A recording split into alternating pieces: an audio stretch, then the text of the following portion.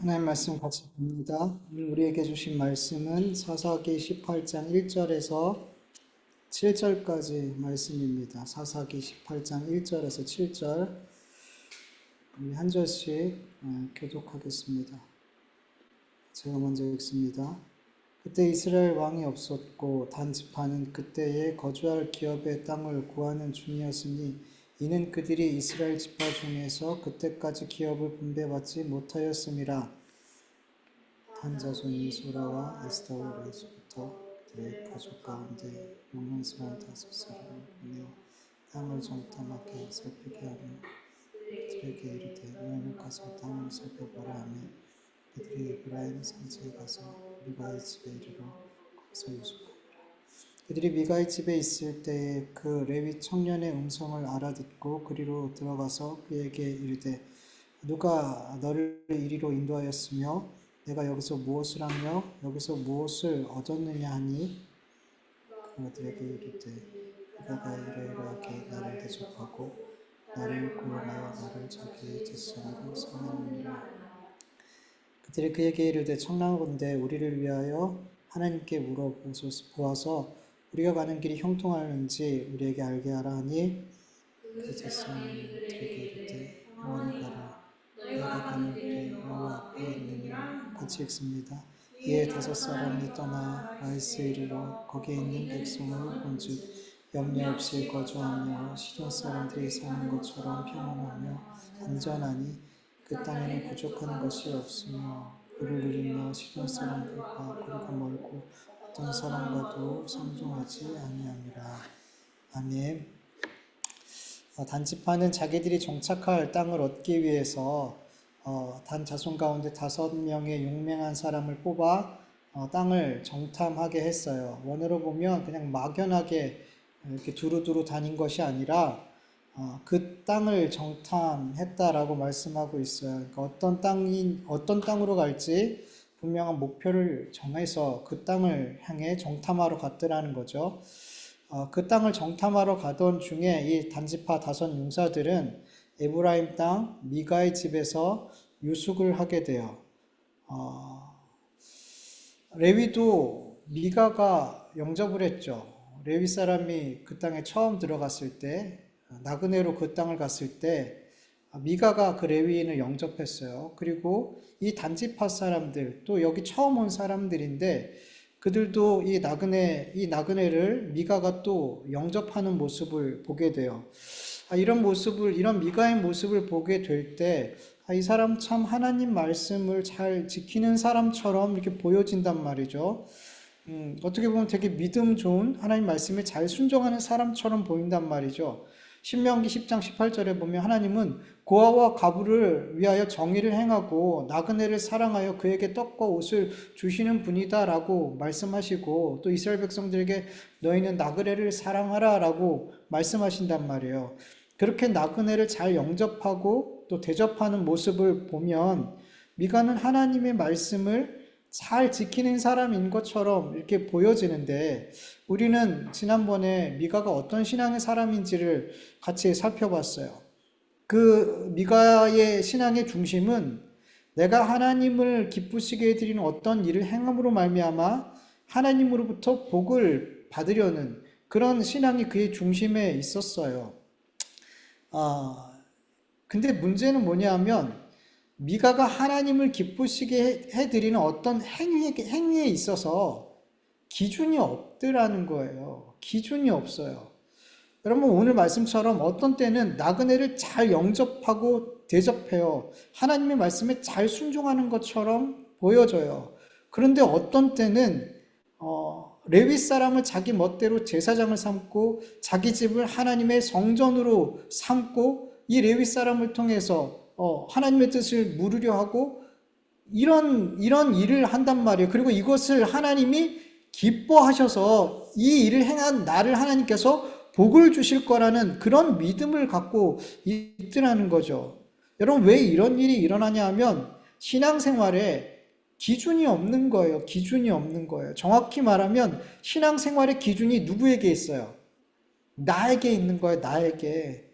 여러분 신앙생활에 대해서 뭐 여러 가지로 정의할 수 있겠지만 여러분 중요한 게 뭐냐면 신앙생활은 하나님과 올바른 관계를 맺는 거예요. 하나님과 올바른 관계를 맺는 삶을 살기 위해서 하나님의 뜻을 묻고 그 말씀에 순종하는 삶을 살고 나에게 주신 은혜가 어떠한지를 늘 생각하면서 이 순종의 삶을 억지로 사는 게 아니라 감사함으로 그 순종의 삶을 살아가며 그렇게 하나님과 올바른 관계를 맺어가는 삶이 신앙생활이란 말이에요.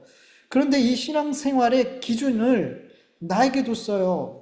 나에게 됐어요. 이러면 정말 엉터리로 신앙생활하게 돼요. 저는 종종 이런 분들을 만나요. 어떨 때 보면 정말 하나님 말씀에 순종을 잘하는 분 같아요. 신앙생활 참 잘하는 것 같아요. 근데 어떤 때는 이분이 하는 그 결정과 그분의 말과 교회에서 하는 그런 어떤 행동들이 너무 이해가 안 되는 거예요. 너무 이해가 안 되는 거예요. 하나님의 말씀과는 전혀 상관이 없어요. 오히려 하나님의 말씀과 하나님의 말씀과 반대되고 교회를 힘들게 하는 결정들을 막 하더라는 거예요. 어떤 때는 하나님 말씀을 정말 잘 순종하는 것 같은데, 여러분, 이런 현상들이 왜 일어나냐 하면, 신앙생활의 기준이 누구에게 있어요? 나에게 있는 거예요. 나에게 있는 거예요. 기준이 잘못되니까 그 사람이 신앙생활할 때 그 사람이 예상이 안 돼요. 주일날도 말씀드렸잖아요. 우리의 신앙이 기준이 안 되면 그 사람이 신앙생활에 기준이 없으면 하나님의 말씀이 하나님의 기준이 되지 않으면 그 사람의 신앙생활을 종잡을 수가 없어요. 어떤 일이 그에게 닥치면 그가 어떻게 할 거라는 걸 도무지 예상할 수가 없어요. 어떨 땐 하나님의 말씀에 순종하는 것처럼 보이고 어떨 때는 지 마음대로 결정하고 이러니까 그 사람이 어떤 상황에 탁 부딪혔을 때 전혀 예상이 안 된단 말이에요. 여러분 왜 그러냐면 신앙생활의 기준이 나에게 있기 때문이에요. 나에게 있기 때문에. 그리고 신앙의 기준이 잘못된 이유는 하나님이 나의 신앙의 대상이 아니기 때문이에요. 하나님이 나의 내가 믿는 분이 하나님이 아니기 때문이에요. 미가에게 있어서 하나님은 신앙의 대상이 아니었어요. 하나님을 믿고 내 삶을 모든 것을 맡기고 그분을 위한 삶을 사는 그런 하나님과의 관계를 가장 우선시하는 그런 하나님이 나의 신앙의 대상이 아니었단 말이죠. 하나님은 그저 나를 이 땅에서 부유하게 하고 성공하게 하고 경쟁에서 이기게 하고 행복하게 살게 도와주는 나를 위한 우상이었단 말이죠. 그리고 하나님은 나와 거래하는 대상이었어요. 내가 하나님 앞에 이만큼 헌신하고 순종하면 그 헌신과 순종이 하나님의 뜻에 순종하는 것이든 아니면 내 마음대로 하나님이 이것을 기뻐하실 거다라고 생각하고 헌신하고 헌신하든 무엇이든 상관없이 내가 하나님을 위한 거야 라고 생각하고 했다면 하나님은 나에게 복을 주셔야 되는 거예요. 그런 거래의 관계. 그래서 미가가 아무리 하나님의 말씀에 순종하는 삶을 사는 것처럼 보여도 그리고 그 순종의 삶이 그의 삶에 반복적으로 나타난다 할지라도 그는 신앙생활을 하는 게 아니란 말이에요. 그건 신앙생활이라고 말하지 않아요. 신앙생활의 기준이 나에게 있기 때문에. 여러분 우리 그리스도인들이 하나님의 말씀에 순종하고 하나님을 섬기고 그 섬기는 삶을 사는 이유는 내가 하나님을 기쁘시게 해서 하나님의 마음에 쏙 드는 무엇인가를 해서 하나님의 도움을 얻어 내가 원하는 것을 얻어내려는 것이 우리의 신앙생활의 목적이 아니에요. 정말 하나님을 알고 하나님이 나에게 베푸신 은혜를 알고 믿는 자들은 예수 그리스도의 십자가에 담긴 하나님의 그 사랑하심과 구원하심과 은혜의 선물이 무엇인지 정말 알고 믿는 그리스도인들은 나는 이미 하나님께 이미 모든 걸 다 받았다라는 것을 너무나 확신하고 믿고 그 믿음과 확신 안에 살게 될 줄 믿습니다. 우리 아까 찬양하고 그렇게 고백했던 것처럼 여러분 하나님이 정말 나를 사랑하신다는 게 그 예수님의 십자가의 그 은혜 가운데 그 대속하심 가운데 그 하나님의 사랑이 여러분 정말 발견되어졌다면 하나님이 정말 나에게 모든 걸 다 주셨다면 그걸 정말 믿는다면 여러분 우리는 미가와 같은 신앙생활을 절대로 할 수 없어요. 여러분 저는 동물을 그렇게 막 키우는 걸 좋아하진 않는데 애완견을 하나 갖고 와서 새끼 때부터 잘 키워서 너무 애지중지하게 키웠어요. 근데 이 사랑스러운 이 애완견을 살리기 위해서 제가 예준이 예찬이를 예준이 예찬이의 생명을 버려야 된다면 이 애완견을 살리기 위해서 예준이 예찬이의 생명을 버려야 된다면 여러분 그거는 있을 수 없는 일이잖아요. 애완견 살리려고 어떻게 제가 예준이 예찬이를 버릴 수 있어요? 그 생명을 줄 수 있어요? 그럴 수 없잖아요. 근데 이것과도 비교가 안 된단 말이에요. 하나님이 그 아들 독생자를 우리에게 주신 이 일은 제가 앞에 말씀드린 이것과도 비교가 안 되는 일이란 말이에요. 근데 하나님은 그 일을 하셨어요. 우리를 위해서 하나님의 아들을 그 생명을 우리를 위해서 주시고 우리를 살리셨단 말이죠. 여러분 이 복음 안에 이 십자가의 구속의 은혜 안에 나타난 하나님의 사랑이 어떠한지 정말 우리가 알고 믿는다면 우리는 하나님 앞에 다고 하면서 하나님 이거 하니까 기쁘죠? 그러니까 저 이거 주세요. 하나님 앞에 이런 마음을 가지고 하나님을 신앙할 수 없단 말이에요.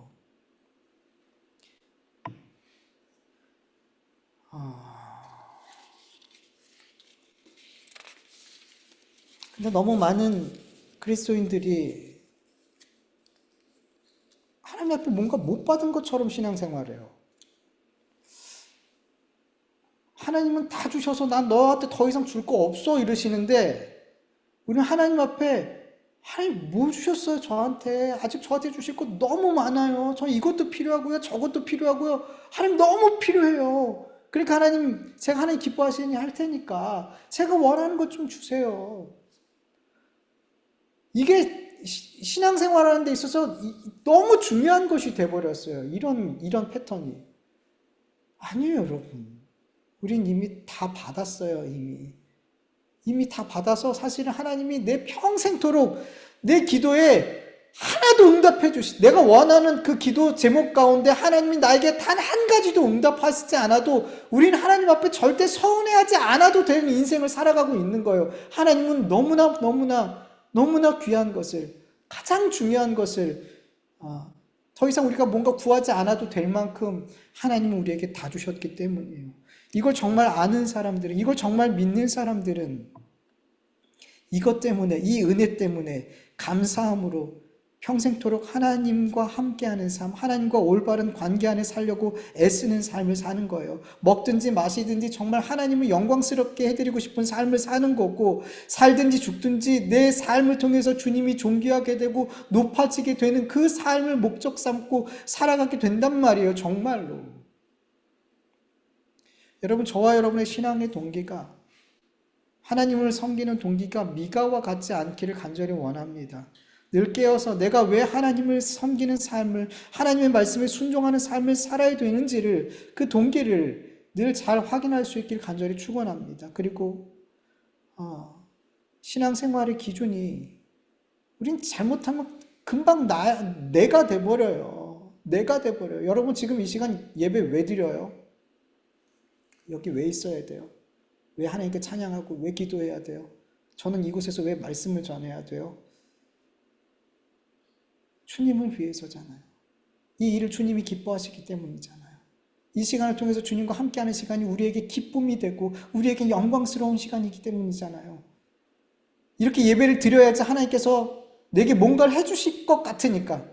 이런 분들 많잖아요. 교회 가지 않는 이유가 교회 가지 않으면 뭔가 찜찜해서 교회 가는 분들 상당히 많아요. 주일 예배 안 지키고 뭐 헌금 안 드리고 교회 살아는 거 뭐 하지 않으면 뭔가 하나님께서 나에게 뭘 안 해주실 것처럼, 아니 나에게 안 좋은 걸 주실 것처럼 생각하고 찜찜해서 그렇게 하는 분들 적지 않게 많단 말이에요. 아니에요. 우리가 그래서 예배 드리는 거 아니에요. 그래서 하나님께 기도하는 것도 아니고요. 그래서 하나님 말씀에 순종하는 거 아니란 말이죠. 그 하나님 너무 감사하니까요. 우리에게 베푸신 은혜가 너무 귀하니까요. 말로 다 형용할 수 없는 그 사랑이니까요. 그걸 우리가 정말 알고 믿으니까 우리는 이곳에 와서 이렇게 피곤하고 일주일 이렇게 일하고 가장 힘들고 피곤한 이 시간에 나와서 하나님 앞에 예배하는 거예요. 하나님이 나에게 가장 귀하니까, 그 은혜가 너무 귀하니까 나의 피곤함마저도 기꺼이 하나님 앞에 나와 예배하는 것, 하나님을 위한 일이니까, 이게 하나님을 기뻐하는 일이니까 나오는 거예요. 하나님을 위해서. 내가 아니란 말이에요. 신앙의 기준이 신앙생활의 기준이 자꾸만 내가 아니라 하나님이 되길 간절히 축원합니다. 그 말씀이 되기를 간절히 원해요. 단지파 사람들이 미가의 집에서 유숙하면서 미가가 고용한 레위인을 만나게 되죠. 미가의 집에 개인 제사장으로 일하고 있음을 단지파 사람들이 알게 되고 레위인에게 물어봐요. 요청을 하게 돼요. 우리를 위해서 하나님께 물어봐서 우리가 가는 길이 형통할지 아닌지 이걸 좀 알게 해달라고 이렇게 하나님 앞에 좀 기도 부탁을 하죠. 그 제사장한테 기도해달라고 부탁을 하죠. 분명 이 사람들은 자세히 물어봤어요. 네가 여기 어떻게 왔니? 여기서 어떤 대우를 받니? 물어봤어요. 그러니까 딱 들어보니까 우리가 들어볼 땐 이거는 잘못된 일이거든요. 레위인을 제사장으로 한 개인의 집에 제사장으로 삼고 있다라는 이 자체가 잘못된 거거든요. 근데 그럼에도 불구하고 단지파 사람들은 미가와 똑같은 행동을 해요. 그에게 하나님의 뜻을 우리에게 알려달라고 기도 부탁을 하더라는 거죠. 문제인데 문제로 보이지가 않아요. 단지파 사람들도 왜 그 시대 사람들은 다 자기가 옳은 대로 살아가고 있었기 때문에 죄가 죄로 안 보이는 거예요. 문제가 문제로 안 보이는 거예요. 여러분 제발 간절히 원하는데 교회에서든 교회 밖에서든 문제가 문제로 보일 수 있길 간절히 축원합니다. 특별히 교회 안에서 여러분 교회가 하는 일이 다 옳아요? 목회자가 하는 일이 다 옳아요? 장로님이나 교회 지도자들이 하는 일이 다 옳아요? 아니에요, 여러분. 아니에요. 하나님의 말씀과 너무나 누가 봐도 하나님의 말씀과 대치되고 반대되는 일들을 하는 경우들이 교회 안에서 일어나는 일들이 있단 말이에요. 그럼 어떻게 해야 돼요? 문제가 문제로 보여지면 그냥 넘어가야 돼요? 그러면 싸워야 돼요? 그건 모르겠어요. 저는 싸워도 봤고 침묵도 해봤어요. 근데 그때 달라요. 하나님이 싸우라 그러면 싸워야 돼요. 이게 되게 중요한 부분이에요. 그때마다 달라요. 하나님이 침묵하고 기도하라 그러면 그 문제를 놓고 싸우고 싶어도 기도해야 되는 게 맞아요. 근데 어떤 경우에는 하나님이 다들 조용히 하고 있는데 다들 잠잠히 하고 있는데 그거 갖고 들고 일어나라 그러면 어떻게 해야 돼요? 욕 더럽게 먹더라도 교회에서 쫓겨나더라도 그 일을 문제시해야 되는 거예요. 중요한 거는 제발 문제로 볼 수 있기를 간절히 축원합니다. 그래야지 기도하죠. 그래야지 문제가 문제로 보여야지 그 다음이 있는 거 아닌가요? 근데 문제가 문제로 안 보이니까 그 다음이 없어져 버리는 거예요. 그러니까 다 같이 그 시대에 맞춰서 그냥 다 같이 잘못된 길로 간단 말이에요. 여러분 간절히 축원하는 것은 교회도 그렇고 내가 일하는 일터도 그렇고 내 생활하는 그 곳곳에서 문제가 문제로 보여줄 수 있게 간절히 축원합니다. 그래야 그 다음이 있는 거예요. 그 다음이. 근데 지금 문제는 뭐냐면 그 다음이 없어요. 문제는 있는데 그 다음이 없어요. 왜냐하면 다 이 시대가 똑같이 보기 때문이에요. 잘못인데 그냥 그게 옳은 것처럼 보이기 때문인 거예요. 단지파의 부탁을 받은 제사장이 그 레위인이 그들에게 말해요. 평안히 가라. 너희가 가는 길이 여호와 앞에 있느니라. 형통할 거다라고 이제 어떤 신탁을 받아서 알려줘요. 근데 질문할게요. 여러분 레위인이 정말 하나님께 응답을 받아서 그들에게 신탁을 전한 걸까요? 아니죠. 단지파가 듣고 싶은 어떤 응답을 마치 하나님께서 주신 응답인 것처럼 그렇게 레위인이 단지파에게 자기 마음대로 이야기한 거란 말이죠.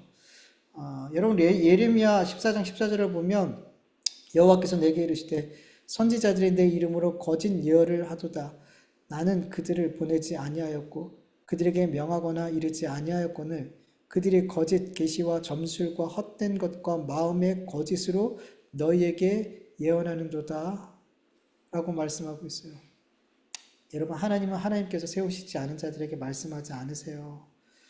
레위인은 하나님이 세우신 제사장이 아니라 미가가 개인적으로 세운 제사장이에요. 그런 자에게 하나님께서 하나님의 기쁘신 뜻을 알려주실까요? 그렇지 않단 말이에요.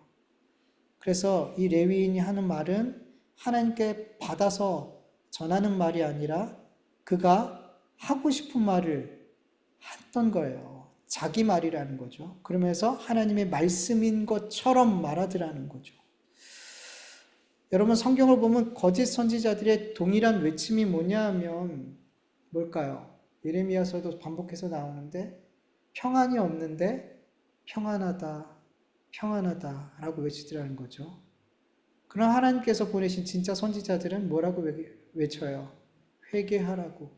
하나님의 심판이 문 앞에 왔다고. 천국이 가까이 왔다고. 그렇게 외치더라는 거죠.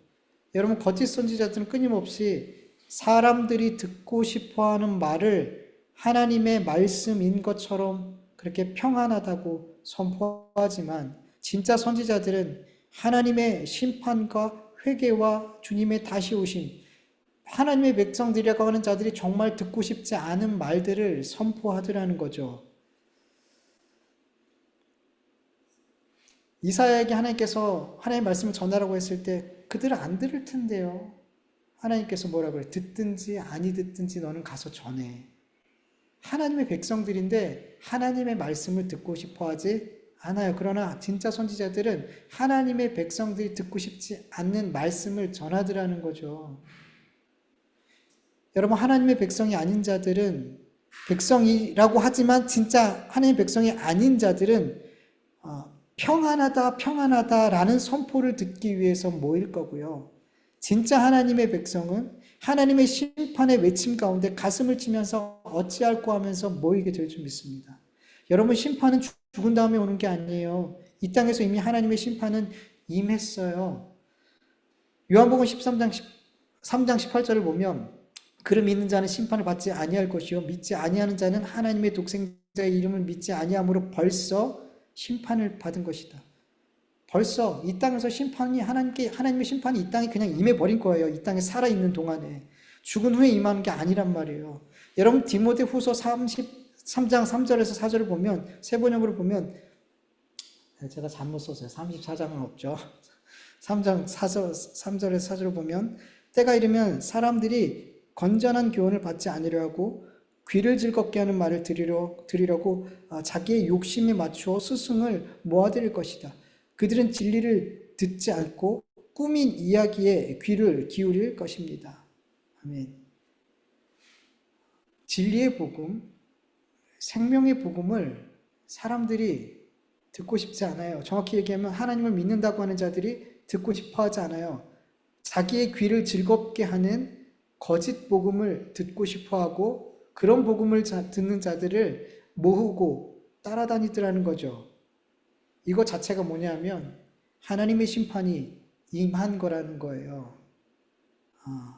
참 복음의 말씀과 거짓 말씀을 구별하는 건 정말 중요한 거예요.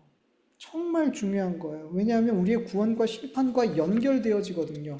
우리가 참 복음과 참 진리의 말씀과 가짜 복음을 구별하지 못하면 우리는 잘못하면 가짜 복음을 진짜라고 생각하고 따라가게 된단 말이에요. 그럼 큰일 나는 거죠, 여러분. 여러분 레위인이 자기 멋대로 한 그 예언의 말씀이 어떻게 됐을까요? 너희들 평안할 거야. 좋은 길, 형통한 길 만날 거야 라고 예언해 줬죠. 어떻게 됐어요? 너무나 당황스럽게 그 말씀대로 됐어요, 안 됐어요? 됐어요.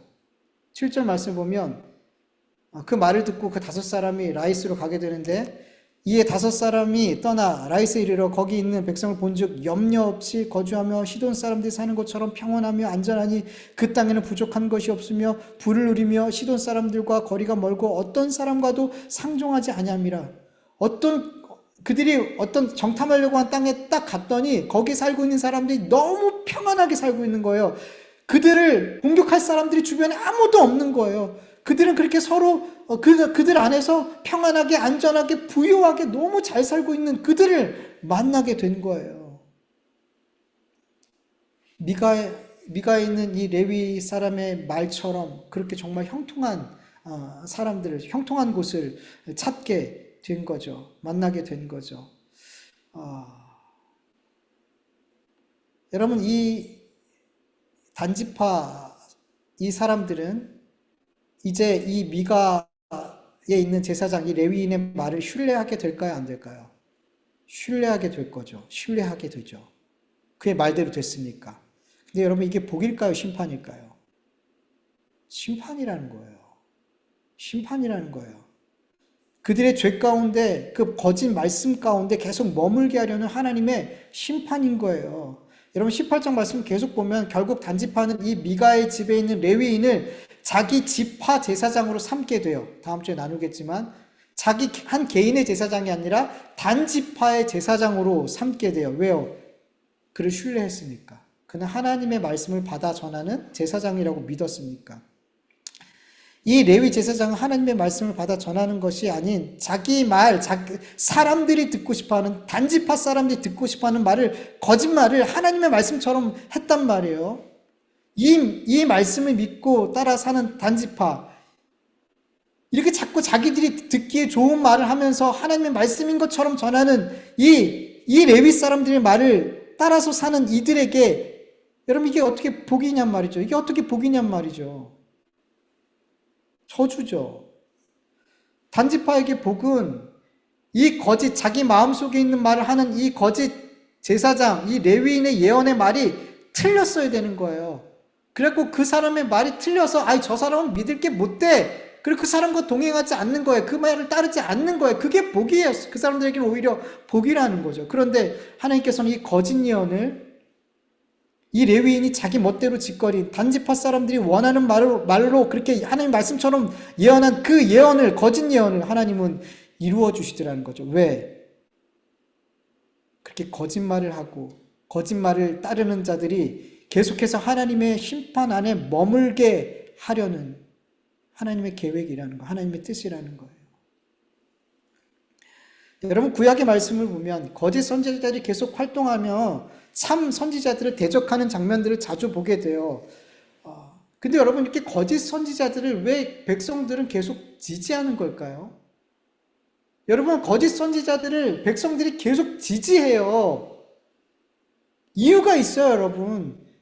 여러분 아무리 거짓 선지자라고 해도 선지자라면 어떤 그가 한 말이 응해야 돼요, 안 해? 응하지 말아야 돼요. 최소한 거짓 선지자든 참 선지자든 선지자라고 한다면 그가 한 말이 성취되어야지 지지를 얻잖아요. 사람들이 신뢰를 할 거 아니에요. 그건 너무 당연하잖아요. 근데 이 거짓 선지자들을 백성들이 지지하고 따랐던 이유가 뭐냐면 그들이 말했던 거짓 예언들, 자기가 하고 싶은 말, 때로는 백성들이 듣고 싶어하는 말들을 하나님의 말씀처럼 막 떠들었던 그 거짓 예언들이 성취됐을까 안 됐을까요? 잠시지만 성취가 되더라는 거죠.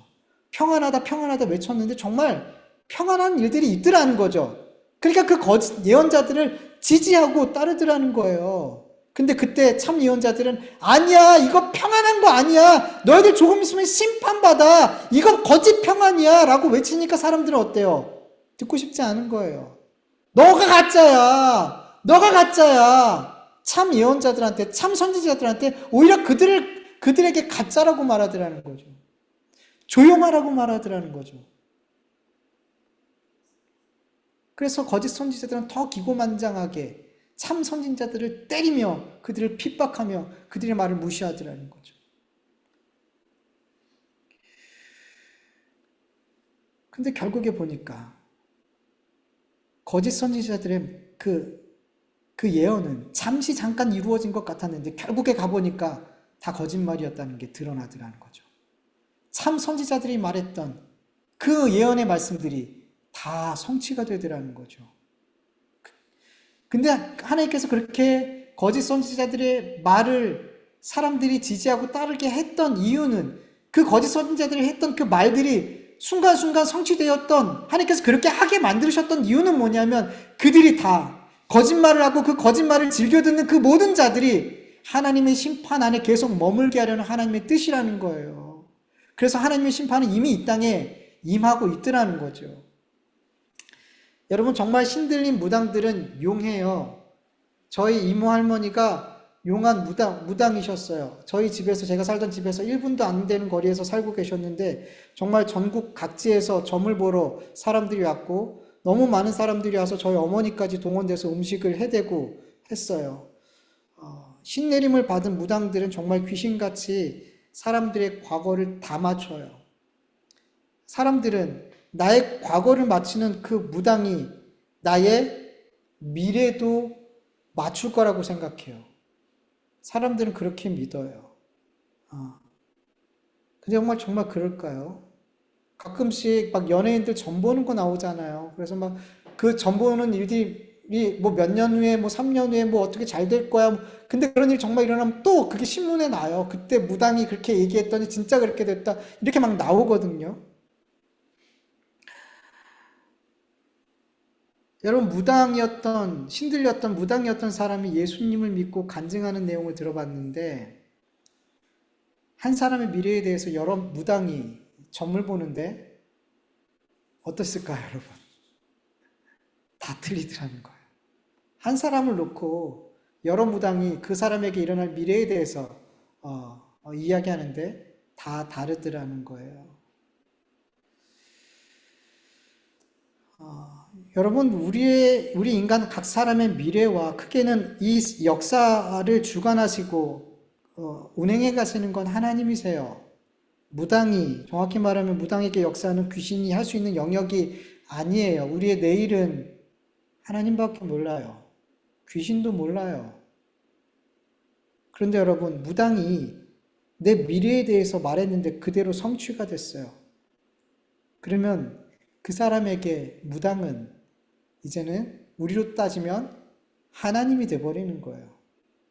그의 말이 이제는 내 살아갈 삶의 방향이 돼버리는 거예요. 그렇다면 여러분, 그 무당의 말이 성취되게 하나님께서 하셨다면, 그래서 그 사람이 그 무당의 말을 하나님의 말처럼 따르는 삶을 살게 됐다면 여러분, 그게 복일까요? 저주인 거죠. 저주인 거죠. 여러분, 귀신은 우리의 삶을 절대 복되게 인도하지 않아요. 귀신은 자기들이 가는 그 지옥에 할 수만 있다면 하나님의 백성들까지도 끌고 가려고 하는 게 마귀와 귀신들의 목적이란 말이에요. 목표란 말이에요. 근데 그 귀신들이 아무리 좋은 예언을, 미래의 것을 예언해서 그것이 이루어졌다 해도 그들이 우리를 데리고 가려고 하는 건 지옥이란 말이죠. 결코 우리에게 좋은 걸 주지 않아요. 여러분, 귀신은 결코 우리에게 좋은 거 주지 않아요. 하나님만 우리에게 좋은 걸 주세요. 하나님은 선하시기 때문에 항상 그 자녀들에게 좋은 것만 주시는데 마귀는 결코 우리에게 좋은 것을 단 한 가지도 주지 않아요. 결코.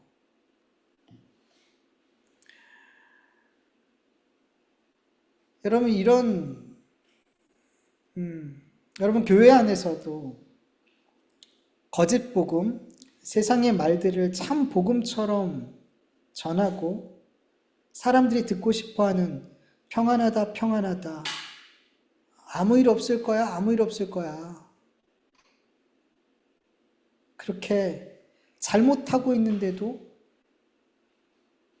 너무나 하나님의 말씀과 반대로 살고 있는 그런 삶을 살고 있는 자들을 향해서 계속해서 괜찮을 거야, 평안할 거야. 그리고 세상의 말들을 마치 하나님의 복음처럼 말하며 그것을 따르게 한다면 여러분 우린 돌아서야 돼요. 그런 말들에 있어서. 그 말이 당장 옳아 보여요. 그 말들이 당장 우리의 귀에 듣기 좋아요. 그리고 그 말들이 우리의 삶에 더 빨리 적용되어지는 것 같아요. 그 말이 옳고 이 세상의 법칙대로 그렇게 탁탁 우리의 삶에 옳게 적용되어지는 것 같아요. 근데 틀리더라는 거죠. 결국에는. 그게 틀렸다는 게 나타나더라는 거죠. 하나님의 말씀과 그 말씀이 그 세상의 말들이 가르침이 다르다는 게 반대된다는 게 결국에는 드러나더라는 거예요. 드러나더라는 거예요.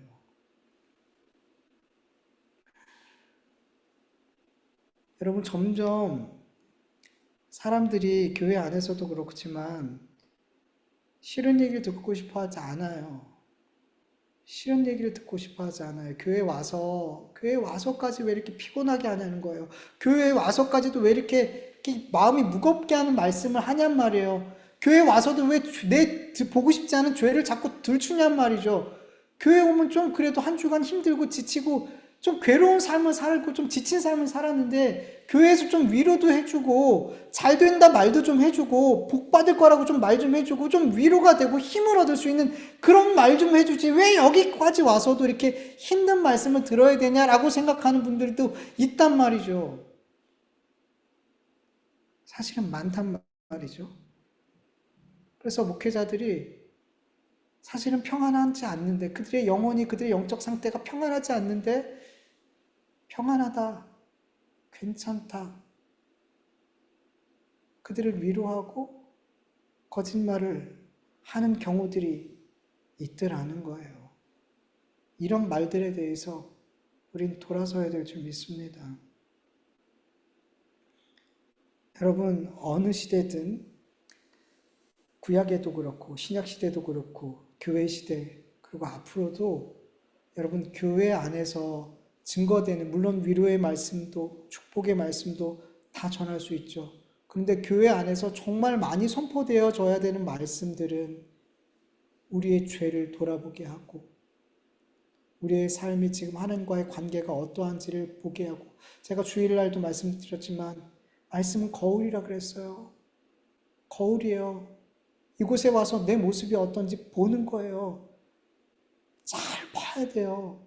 선명한 거울이 있고 좀 잘 보이지 않는 거울이 있을지 몰라도 어쨌든 거울은 보게 하는 거란 말이죠. 잘 보고 내 모습이 어떤지 고쳐야지, 보고 나서 잊어버리면 그 말씀은 아무 소용이 없게 된다는 거죠. 근데 여러분, 우리가 알잖아요. 우리의 삶을 알잖아요. 내 삶을 알잖아요. 내가 그렇게 이 세상에 사는 동안 하나님과 바른 관계를 맺고 정말 하나님을 위한 삶, 주님을 기쁘시게 해드리는 삶, 주님이 원하는 선택을 하려고 애쓰고 발버둥 치는 그런 삶보다는 나 중심의 삶, 상황에 따라서 이렇게 저렇게 내 결정들과 기준들이 막 달라지는 삶, 죄와 허물이 많은 삶을 우리가 살아온 걸 너무나 잘 알잖아요.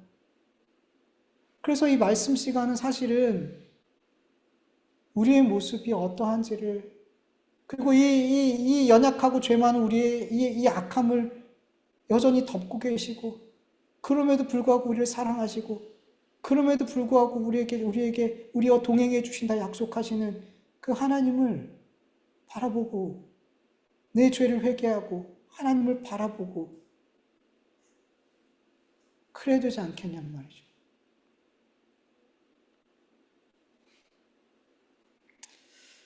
여러분, 시대가 악해질수록 사람들은 자기 귀에 좋은 얘기, 자기 귀를 즐겁게 하는 이야기를 듣고 싶어 해요. 그런데 여러분, 우리가 언제까지 함께 예배할 수 있을지 모르겠지만 우리가 어딜 가든 여러분의 마음에 어찌할꼬, 내 죄가 막 들켜져서 내 가슴이 하나님 앞에 막 따끔따끔 거리고, 그리고 내 이런 죄를 덮으시는 그 하나님의 은혜가 얼마나 큰지를 선포해주는 그런 교회, 그런 목회자를 만날 수 있길 간절히 축원합니다. 말세입니다. 복음은 많은 것처럼 보이는데 진짜 들어야 될 복음이 적은 이 시대에 우리가 살고 있어요. 평안하다 평안하다 많이 외치는데 평안하지 않아요. 여러분, 우리 한국교회 평안하지 않아요. 이 나라의 민족 평안하지 않아요. 근데도 평안하다 외친다면 그런 말씀 속에서는, 그런 말씀 안에서는 돌아설 수 있기를 축원합니다. 여러분이 잘 이 시대에 하나님의 말씀과 그 아닌 것들을 잘 분별할 수 있기를 간절히 축원합니다. 우리 같이 말씀을 기억하면서 잠시 기도드리죠. 하나님 아버지, 감사합니다. 오늘도 이렇게 함께 예배할 수 있도록 도와주셔서 감사합니다. 시간 정말 하나님께 기쁨이 되는 찬송과 기도와 말씀과 예배가 되어졌기를 간절히 원합니다.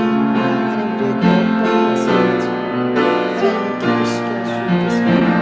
그 어떤 것을 가지고 하나님을 영광스럽게 할 수 있겠습니까? 하나님은 우리의 어떤 것을 통해서 영광 받으실 수 있는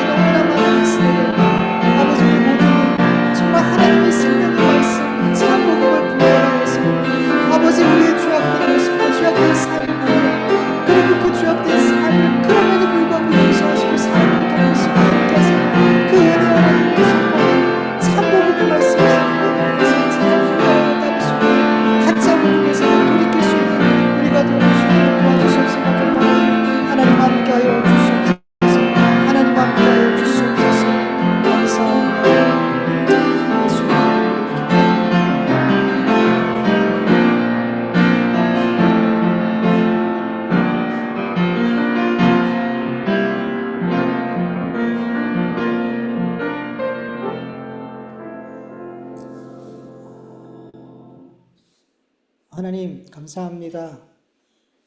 오늘도 이렇게 함께 모여서 하나님 옆에 예배 드릴 수 있도록 도와주셔서 감사합니다. 하나님, 우리가 하나님께 사랑받는 존재가 된다는 것 자체가 너무나 말도 안 되는, 우리의 생각으로는 이해할 수 없는 일이 우리의 삶에 일어나고 있다는 것을 우리가 알게 하여 주시옵소서. 우리가 죽는 날까지 주님을 사랑한다고 고백한다고 해서 하나님께서 우리를 사랑하는 것이 아닌 줄 압니다. 우리의 온몸을 불살라 하나님을 위해서 드린다고 해도 하나님께서 우리를 기쁘게 받으시는 것이 아님을 우리가 압니다. 하나님께서 우리를 사랑하시기로 작정하셨기 때문에 하나님께서 우리의 사랑의 고백을 받으시고, 하나님께서 우리를 하나님의 기뻐하는 자로 받으셨기 때문에 우리의 믿음의 삶을 기쁘게 받으시는 것이라는 것을 우리가 믿게 하여 주시옵소서. 그냥 우리의 삶 자체가 하나님의 은혜와 사랑으로만 설명되어질 수 있다는 것을 우리가 점점 더 알아가고 더 깊이 믿을 수 있도록 도와주시옵소서. 자꾸만 하나님 앞에 뭔가를 행해야만, 하나님이 기쁘신 무언가를 해야지만 하나님께 사랑받고 구원받고 복을 받고 이런 것이 아니라는 것을 알게 하여 주시옵소서. 잘못된 가르침으로 성도들에게 잘못된 열심을 내게 하지 않게 하여 주시옵소서. 그저 하나님의 사랑이 어떠한지만 바르게 알아도 구원받을 수 없는, 사랑받을 수 없는 죄인된 내가 하나님의 사랑받고 구원받고 나를 위해서 예수님을 십자가에 다루셨다는 이 하나님의 말도 안 되는 사랑과 은혜를 알기만 해도, 뭔가를 독려하지 않아도 그 믿음이 우리에게 있다면 우리는 한평생 주님께 감사하며 주님을 위한 삶을 살게 될 줄 믿습니다. 여러분, 교회마다 성도들 마음 심령마다 주님이 우리를 얼마나 사랑하셨는지, 그 사랑과 그 은혜가 정말 더 깊이 깨달아지고 예수를 깊이 생각하여서 우리의 신앙의 삶의 동기가, 기준이 분명해질 수 있도록 도와주시옵소서. 하나님, 오늘도 주신 말씀들 우리의 마음에 잘 담아서 우리의 삶 속에서 하나님의 뜻이, 하나님의 영광이 드러날 수 있도록 도와주시옵소서. 모든 것 주께 맡겨드리며 예수님의 이름으로 기도드립니다. 아멘. 주님께서 가르쳐주신 기도로 예배 마칩니다. 하늘에 계신 우리 아버지요, 이름이 거룩히 여김을 받으시오며 나라의 마옵시오며 뜻이 하늘에서 이루어진 것 같이 땅에서도 이루어지이다. 오늘날 우리에게 일용할 양식을 주옵시고, 우리가 우리에게 죄진 자를 사하여 준 것 같이 우리 죄를 사하여 주옵시고, 우리를 시험에 들게 하지 마옵시고 다만 악에서 구하옵소서. 되게 나라와 권세와 영광이 아버지께 영원히 있사옵나이다. 아멘.